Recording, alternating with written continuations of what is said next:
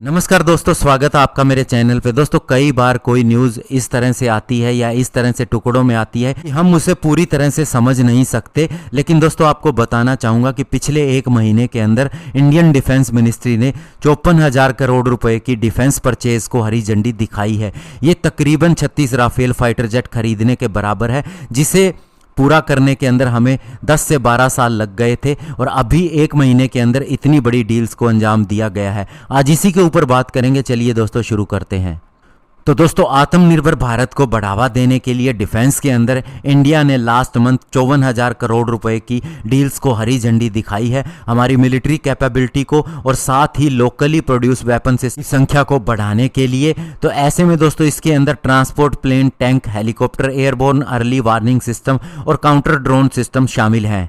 और जैसा कि आप देख रहे हैं कि हम इंपोर्ट पर अपनी निर्भरता मिलिट्री हार्डवेयर के लिए कम करते जा रहे हैं, तो आने वाले सालों में आप देखेंगे कि हमारा लोकल डिफेंस इकोसिस्टम कितना ज़्यादा मजबूत हो जाएगा। दोस्तों, सितंबर 24 को डिफेंस मिनिस्ट्री ने 22,000 करोड़ रुपए का एक कॉन्ट्रैक्ट साइन किया एयरबस डिफेंस के साथ में, जिसके अंदर 56 C-295 मीडियम ट्रांसपोर्ट एयरक्राफ्ट खरीदे जाने हैं इंडियन एयरफोर्स के लिए।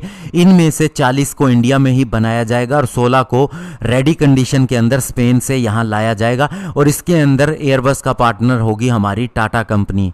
और C-295 डील करने से एक दिन पहले ही डिफेंस मिनिस्ट्री ने 7,523 करोड़ रुपए की एक डील की थी हैवी व्हीकल फैक्ट्री, जो अवाड़ी के अंदर है तमिलनाडु में, 118 अर्जुन MK-1A टैंक के लिए।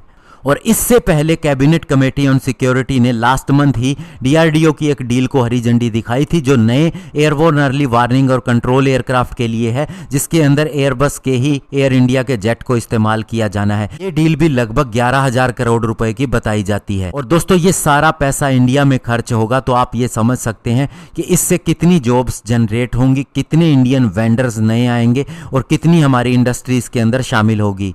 और दोस्तों, लास्ट वीक की ही बात करें तो हमारी डिफेंस एक्विजिशन काउंसिल ने 13,165 करोड़ रुपए की डिफेंस परचेज को एक्सेप्टेंस ऑफ नेसेसिटी दिया, यानी कि AON सर्टिफिकेट दिया, जिससे अब ये तय हो जाता है कि इतनी परचेज होगी। इसके अंदर 25 एडवांस लाइट हेलीकॉप्टर मार्क 3 भी शामिल थे। तो इस फाइनेंशियल ईयर में इंडिया ने 70,221 करोड़ रुपए डोमेस्टिक डिफेंस प्रोक्योरमेंट के लिए खर्च किए हैं या खर्च करने हैं, जो कि 63% मिलिट्री के टोटल बजट का बनता है, जो वह खर्च करती है। इसके अलावा लास्ट ईयर की बात करें तो ये 51,000 करोड़ था, जो लगभग 58% था।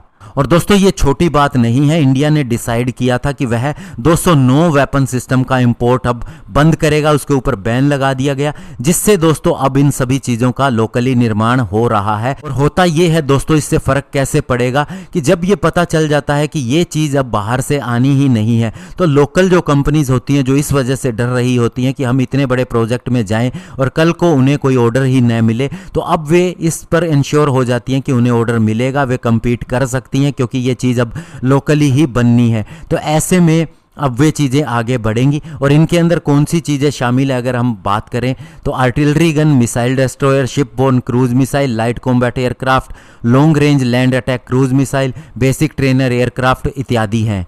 तो ऐसे में दोस्तों, आत्मनिर्भर भारत कैंपेन इंडिया के लिए बहुत बड़ा होने वाला है। धन्यवाद। जय हिंद।